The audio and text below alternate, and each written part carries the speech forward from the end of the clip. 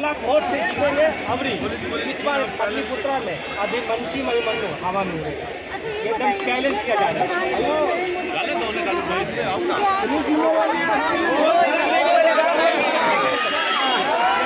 जी एक तो करे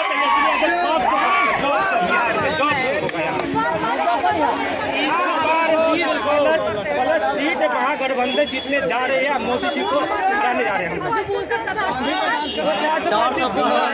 200 से कम हो जाएंगे मोदी जी सेंट्रल में। 150 से नीचे में लिपट जाएंगे वो।